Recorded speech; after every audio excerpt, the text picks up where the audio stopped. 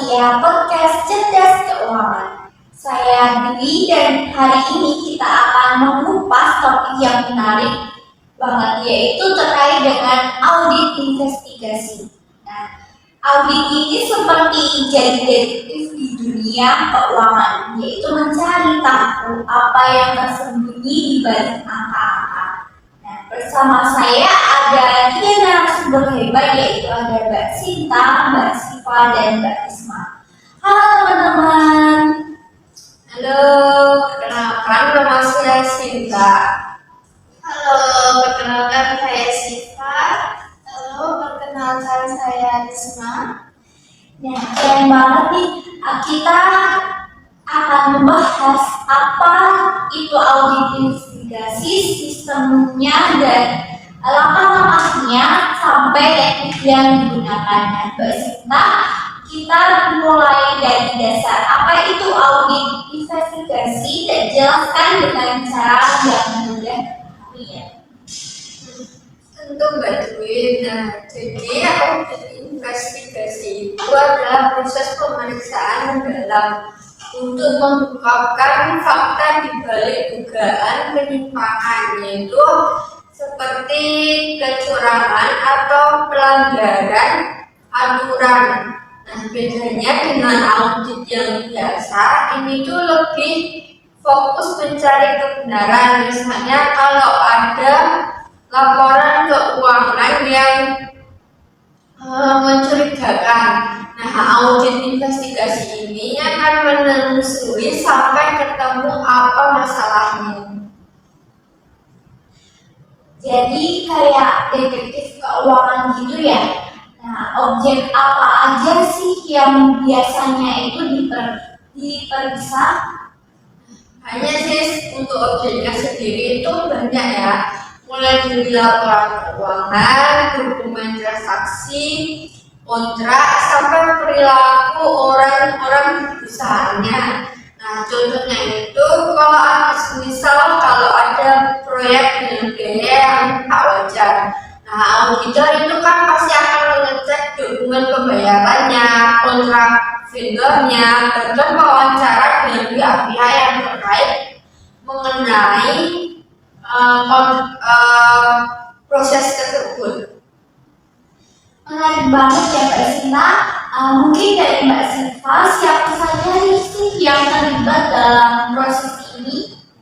Biasanya tuh ada auditor investigasi sebagai pemeriksa utama, kemudian nanti ada manajemen perusahaan sebagai klien, dan kalau kasusnya besar kita bisa melibatkan pihak eksternal seperti polisi, jaksa, atau badan pemeriksa keuangan. Nah, kadang juga tuh ada ahli forensik seperti spesialis IT untuk cek data digital.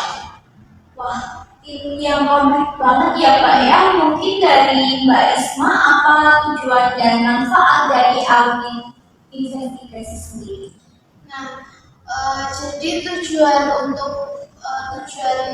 investigasi yaitu yang pertama untuk mengungkapkan fakta, lalu memastikan kebenarannya, dan juga menyediakan bukti kalau ada tindakan hukum. Nah, manfaatnya yaitu kita bisa mencegah kerugian yang lebih besar, lalu meningkatkan transparansi, dan juga memperbaiki sistem di perusahaan tersebut. Nah, contohnya yaitu kasus kecurangan di sebuah perusahaan besar. Nah, itu sering terbongkar berkat audit investigasi, sehingga kepercayaan publik itu bisa pulih kembali ke perusahaan tersebut. Penting banget ya Pak ya, untuk jadi integritas. Oke, kita lanjut ke sistem audit investigasi. Mungkin Mbak Siva ceritain dong Mbak tentang sistem audit investigasi. Apa sih inti dari sistem tersebut? Inti dari sistem tersebut itu yaitu menghasilkan laporan hasil audit yang jelas dan terpercaya ya. nanti berisi temuan, bukti, dan rekomendasi. Nanti tuh sistemnya sendiri punya dua pendekatan. Nah, yang pertama ada reaktif dan proaktif. Bisa dijelasin apa bedanya dan kasih contoh biar gampang memahami. Oke, kalau reaktif itu ketika audit dilakukan setelah ada laporan masalah. Misalnya tuh ada karyawan yang melapor soal markup anggaran proyek. Nah, kalau proaktif itu perusahaan rutin melakukan audit untuk mencegah masalah. Contohnya misal kayak ada bank besar ya, sering audit internal untuk cek potensi penipuan sebelum jadi besar. Jadi proaktif itu seperti antisipasi ya Mbak ya. Mungkin dari Mbak Risma, bagaimana sih dengan dokumentasi bukti seberapa penting? Nah, itu tuh sangat penting ya Mbak Dwi ya.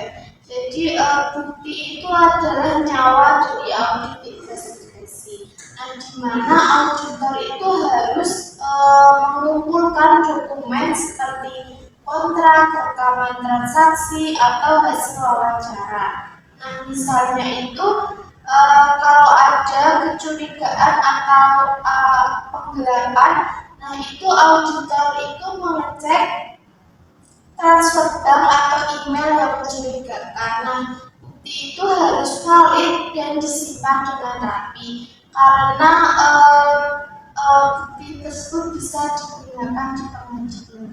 Betul sekali apa yang dikatakan Mbak Risma, dan dokumentasi itu harus sesuai dengan standar forensik biar hasilnya itu kuat dan nggak bisa diganggukan. Wah, teliti banget ya teman-teman. Mungkin kita sekarang masuk ke siklus audit investigasi sendiri. Nah, Mbak Sinta mungkin bisa jelaskan siklus audit investigasi apa saja langkah-langkahnya. Nah, untuk langkah-langkahnya yaitu ada 5. Yang pertama itu pengumpulan informasi dan evaluasi bukti. Auditor itu mengumpulkan data dari dokumen, wawancara, atau observasi, misalnya cek dokumen proyek atau mengobrol dengan staf keuangan. Oke, yang saya menambahkan ya, kalau langkah kedua itu nanti kita akan melakukan pengukuran dan analisis informasi.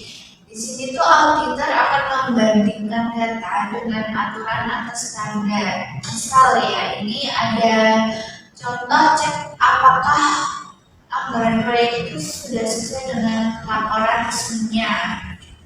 Izin menambahkan untuk langkah yang ketiga yaitu analisis temuan, di mana auditor itu mencari pola yang janggal seperti transaksi berulang ke vendor yang sama dengan jumlah yang tak wajar. Nah, hal ini bisa jadi tanda kecurigaan. Nah, yang keempat itu menentukan kesesuaian dengan kriteria penyimpangan. Auditor dari sini memastikan apakah temuan ini itu benar-benar melanggar aturan seperti korupsi atau penyalahgunaan wewenang. Nah, yang terakhir itu kita melaporkan hasil, di mana laporan ini itu berisi fakta, bukti, dan juga saran. Nah, misalnya itu rekomendasi. Nah, tindakan tersebut disiplin atau laporan ke pihak berwajib kalau ada penggelapan. Jadi setiap langkah itu saling terhubung ya teman-teman. Mungkin dari Mbak Siva ada contoh kasus yang menarik. Ada nih, gini kan kemarin tuh audit investigasi pada proyek infrastruktur di suatu daerah ya. Ternyata dana proyek itu tuh dialihkan ke rekening pribadinya. Jadi terus ini tuh membantu mengungkap siapa aja pelakunya, bagaimana caranya dan dampaknya. Wah, seru banget ya Mbak ya.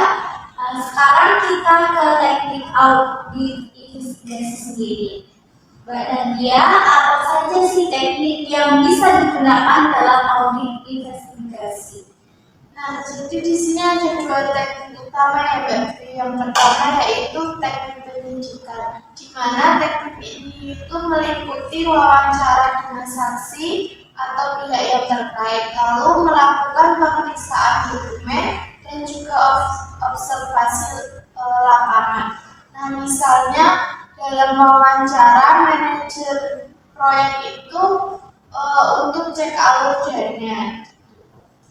Izin menambahkan, nanti itu terus ada teknik analisis kritisnya ya. Teknik ini tuh fokusnya pada data seperti analisis tren keuangan atau pemeriksaan inkonsistensi menggunakan software forensik. Contohnya itu ya, kalau ada transfer tim dengan jumlah aneh, nah itu bisa jadi petunjuk kalau itu tuh kecurangan. Dan yang paling penting yaitu auditor harus objektif dan punya integritas tinggi. Soalnya proses investigasi ini itu sering sensitif, apalagi kalau melibatkan orang-orang yang penting. Baik, jadi etika itu kuncinya ya teman-teman. Mbak Risma, ada tips untuk auditor pemula? Jadi untuk auditor pemula yaitu pastikan dulu teliti dalam mengumpulkan bukti dan jangan ragu bertanya kalau bingung dan selalu kerjasama dengan tim. Nah, yang paling penting itu kolaborasi, apalagi untuk kasus-kasus yang begitu besar. Nah, ini jadi catatan kita semua ya teman-teman. Wah, berhubung waktu cepat banget. Terima kasih kepada Mbak Sinta, Mbak Siva, dan Mbak Nadia atas penjelasannya super jelas dan selalu. Audit investigasi ternyata bukan cuma soal angka, tapi juga tentang kebenaran dan keadilan. Baik pendengar, apa pendapat kalian? Mungkin bisa ditulis di kolom komentar atau hubungi kami di media sosial. Kalau ada kecurangan di sekitar kalian, segera laporkan dengan bukti yang kuat ya teman-teman. Dan untuk perusahaan, audit proaktif itu bisa mencegah masalah sebelum menjadi besar. Nah, betul. Jadi audit investigasi itu adalah alat untuk menjaga kepercayaan dan juga integritas. Baik, sampai jumpa di episode berikutnya. Tetap cerdas dalam keuangan, podcast cerdas keuangan. Sampai jumpa. Dari podcast tersebut dapat kita ketahui bahwa langkah-langkah audit investigasi seperti berikut ini. Langkah 1, perencanaan, di mana tim auditor menyusun perencanaan, seperti menetapkan tujuan, ruang lingkup, dan metode. Langkah 2, pengumpulan bukti. Langkah berikutnya adalah pengumpulan bukti, termasuk wawancara, dokumen, dan observasi. Langkah 3, analisis dan evaluasi. Bukti dikaji untuk menemukan pola, hubungan, dan kejanggalan. Langkah 4, penyusunan laporan. Hasil investigasi dituangkan dalam laporan objektif dan menyeluruh. Mengapa audit investigasi itu penting? Audit investigasi memiliki peran krusial dalam menjaga integritas, transparansi, dan akuntabilitas dalam pengelolaan keuangan dan tata kelola organisasi. Audit ini penting karena mampu mengungkap penyimpangan, kecurangan, atau praktik korupsi yang merugikan negara maupun institusi. Dengan pendekatan yang berbasis bukti dan analisis mendalam, audit investigasi membantu menegakkan keadilan, memberikan dasar bagi tindakan hukum, serta mendorong perbaikan sistem pengendalian internal. Tanpa audit investigasi, penyimpangan, berpotensi tidak terdeteksi dan akan terus merusak kepercayaan publik terhadap institusi.